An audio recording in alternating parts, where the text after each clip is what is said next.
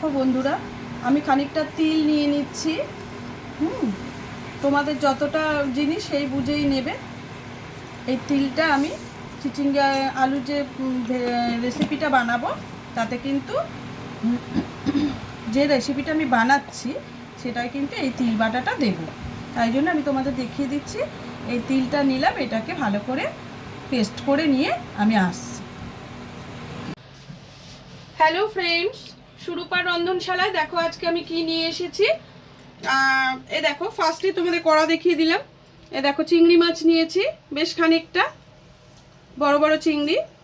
আর এখানে বড় নয়, এটা মাঝারি সাইজ। এই দেখো, আর এখানে নিয়েছি একটু চিচিঙ্গে, নিয়েছি আলু, নিয়েছি আলু ভাজার থেকে একটু মোটা করে কেটে নিয়েছি। চিচিঙ্গেটা যেহেতু এইভাবে কাটা, ওই জন্য ওইরকম নিয়েছি।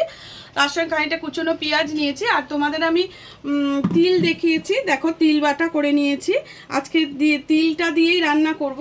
এখন জানো তো, ডাক্তাররাও বলছেন বা যারা হেলথ কনসাস তাদের তারা বলছেন যে প্রত্যেক দিনের পাতে একটু করে তিল রাখা ভালো। তিলটা শরীরের পক্ষে খুব ভালো, এই জন্য তিলটা খেতে বলছেন। তাই আমি চেষ্টা করি যে রোজ না পারলেও কোনো দিন একটু, সপ্তাহে 2-3 দিন অন্তত তিলটাকে খেতে। দেখো, একটু সর্ষের তেল আমি কড়াতে দিয়ে দিচ্ছি। আর কড়াটা কিন্তু আমি জেলে বসিয়েই দিয়েছিলাম। আর এই মাছটাকে আগে ভেজে নিতে হবে। মাছের মধ্যে আমি দেখো একটু নুন দিয়ে দিচ্ছি,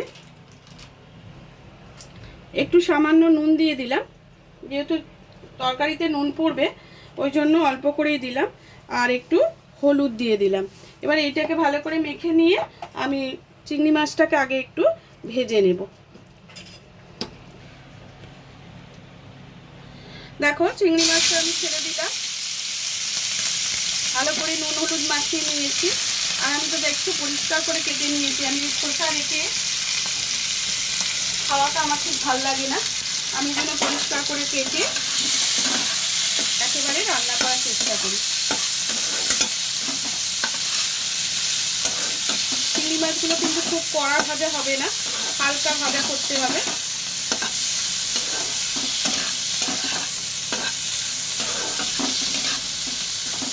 একটু হালকা ভাজা হলেই আমি এটাকে তুলে নেব।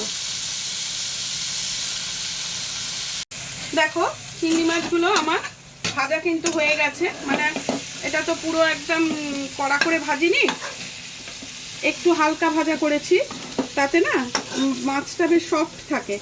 আর যদি তোমরা কড়া ভেজে ফেলো, মাছটা কিন্তু শক্ত হয়ে যায়। দেখো, আমি এটাকে এর মধ্যে তুলে নিয়েছি, এখানে রাখলাম।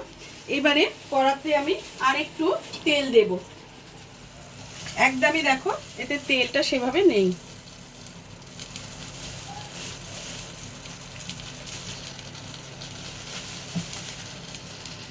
এইবারে এইখানে যেটা আমি একটু কালো জিরে দেবো গো। দেখো, এই যে কালো জিরেটা নিয়েছি, কালো জিরে সবটাই আমি এর মধ্যে দিয়ে দিলাম। কিন্তু এতে আমি কোনো লঙ্কা ফোড়ন দেব না।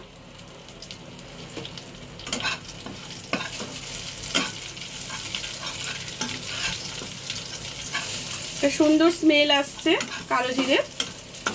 কালো জিরে ভাজা গন্ধটা বেশ ভালো লাগে তরকারিতে। এবার এখানে যেটা নিয়েছিলাম, দেখো চিচিঙ্গে আলু পেঁয়াজ, এটা কিন্তু একসাথেই ভাজা হবে। এটা আমি এইবার তেলের মধ্যে সব একসাথে দিয়ে দিলাম।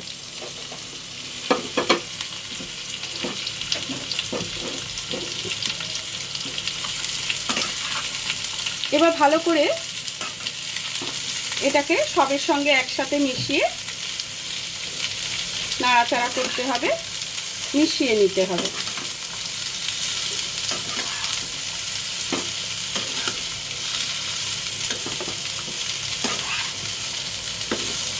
তোমরা যদি মনে করো আরো তেল তেল করে রান্না করবে তাহলে করতে পারো। এটা তো সেই পোস্তর মতোই খেতে হয়। চিচিঙ্গে আলু তরকারি করো, তিল ছাড়াই করো আর তিল দিয়েই করো, চিংড়ি মাছ করলে তার স্বাদ কিন্তু খুব মানে মারাত্মক স্বাদ হয়। আর তিলটা পড়লে অসাধারণ, মানে কি বলবো তোমাদের, ভীষণ টেস্টি হয় তিল বাটা দিয়ে। তোমরা একদিন করে খেয়ে দেখো আমার এই রেসিপিটা। আশা করছি তোমরা সবাই ভালো বলবে, তোমাদের সবার ভালো লাগবে।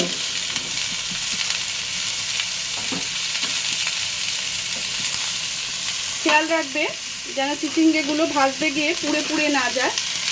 পেঁয়াজ চিচিঙ্গে সবই যেন সুন্দরভাবে থাকে।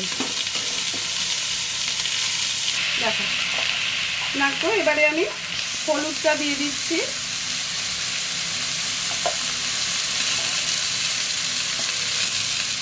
তোমরা দেখো এবারে কাশ্মীরি লঙ্কার গুঁড়ো খানিকটা দিয়ে দিলাম। তার সঙ্গে দিতে হবে নুন আর চিনি। যেহেতু চিচিঙ্গে পড়েছে, চিনি কিন্তু একটু দিতে লাগবে। পরিমাণ মতো তোমরা যে যতটা দেবে মনে করবে ততটা, আর খানিকটা নুন দিয়ে দিলাম। এবারে সব একসঙ্গে নাড়াচাড়া করে মিশিয়ে নিতে হবে।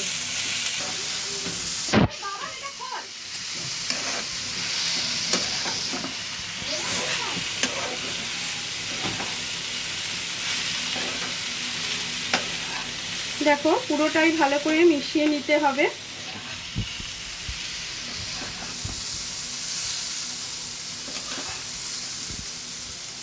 আমি কিন্তু এতে আর একটু কাশ্মীরি লঙ্কা দেব, রংটা একটু সুন্দর হবে।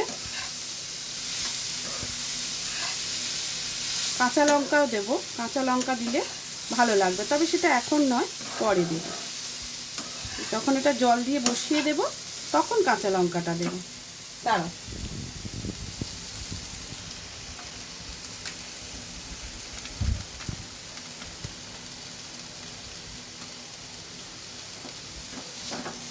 কাশ্মীরি লঙ্কা আমি কিন্তু আর একটু দিয়েছি, কেননা তিল বাটাটা যখন পড়বে না, রংটা আরোই ফ্যাকাশে হয়ে যাবে, সাদা সাদা হয়ে যাবে। তার জন্য আমি তিল বাটাটা, লঙ্কার গুঁড়োটা আর একটু দিলাম। এবার চিংড়ি মাছটা এর সাথে মিশিয়ে দেব, দিয়ে আবারও নাড়াচাড়া করে দেব।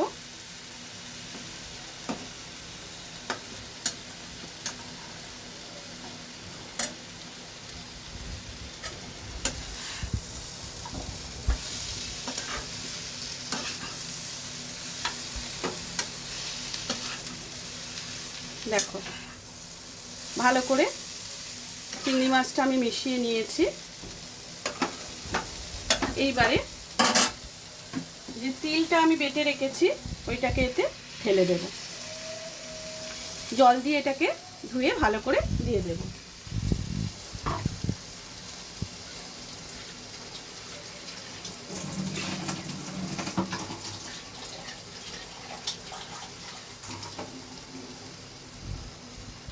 পরিমাণ মতো জলটাও দিয়ে দিলাম। এবার ভালো করে মিশিয়ে দিয়ে আমি একটু চাপা দিয়ে আলুটা চিচিঙ্গেটা সেদ্ধ হওয়া অবধি রেখে দেব।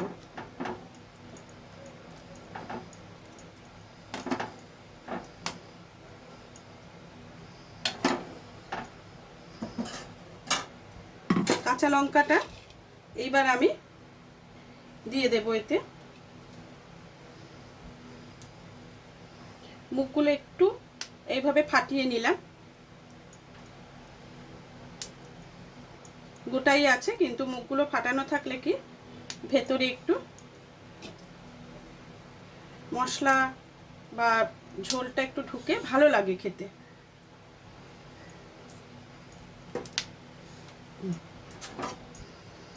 এবারে এটাকে চাপা দিয়ে দেবো।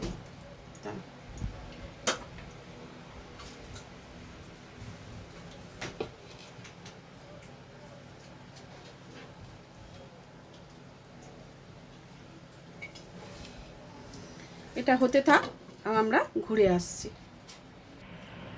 দেখো অনেকক্ষণ বসিয়েছি, আমি একটু চাপাটা খুললাম তোমাদের সামনে। দেখো এবার এটাকে একটু নেড়ে দেব।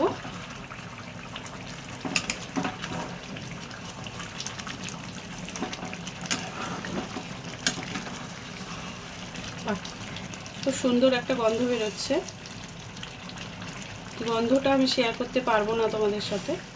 দেখো আলুগুলো গলে গেছে, অনেক আলু ভেঙেও গেছে তুলতে তুলতে। যে নাড়ছি না তাতে ভেঙে যাচ্ছে। আলুগুলো সেদ্ধ হয়ে গেছে তো, খুব সুন্দরভাবে হয়ে গেছে। নুন মিষ্টিটা ভালো করে তোমরা চেক করে নেবে অবশ্যই। নিয়ে আঁচটা আমি একটু জোরে করে দিলাম।